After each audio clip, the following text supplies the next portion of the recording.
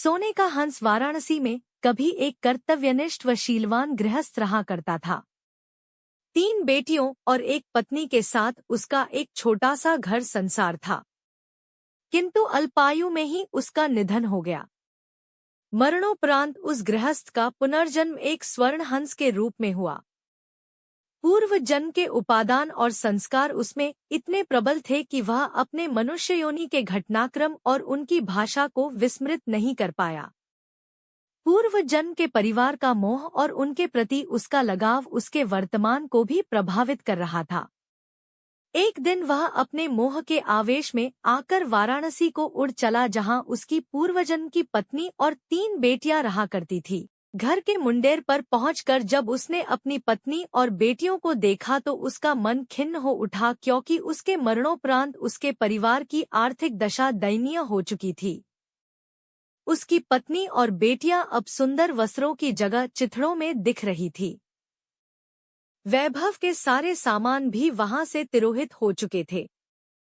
फिर भी पूरे उल्लास के साथ उसने अपनी पत्नी और बेटियों का आलिंगन कर उन्हें अपना परिचय दिया और वापस लौटने से पूर्व उन्हें अपना एक सोने का पंख भी देता गया, जिसे बेचकर उसके परिवार वाले अपने दारिद्र्य को कम कर सकें। इस घटना के पश्चात हर समय पर उनसे मिलने वाराणसी आता रहा और हर बार उन्हें सोने का एक पंख देकर जाता था। बेटियां तो हंस की दानशीलता से संतुष्ट थी, मगर उसकी पत्नी बड़ी ही लोभी प्रवृत्ति की थी। उसने सोचा क्यों न वह उस हंस के सारे पंख निकालकर एक ही पल में धनी बन जाए। बेटियों को भी उसने अपने मन की बात कही, मगर उसकी बेटियां ने उसका कड़ा विरोध किया। अगली बार जब वह हंस वहां आया तो संयोगवश उसकी बेटियां वहां नहीं थी। उसकी पत्नी ने तब उसे बड़े प्यार से पुचकारते हुए अपने करीब बुलाया। नल प्रपंच के खेल से अनभिज्ञ वह हंस खुशी खुशी अपनी पत्नी के पास दौड़ता चला गया। मगर यह क्या, उसकी पत्नी ने बड़ी बेदर्दी से उसकी गर्दन पकड़ उसके सारे पंख एक ही झटके में नोच डाले और खून से लथपथ उसके शरीर को लकड़ी के एक पुराने में फेंक दिया। फिर जब वह उन सोने के पंखों को समेटना चाह रही थी तो उसके हाथों सिर्फ साधारण पंख ही लग सके, क्योंकि उस हंस के पंख उसकी इच्छा के प्रतिकूल नोचे जाने पर साधारण हंस के समान हो जाते थे।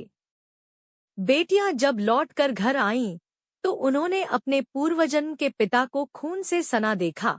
उसके सोने के पंख भी लुप्त थे।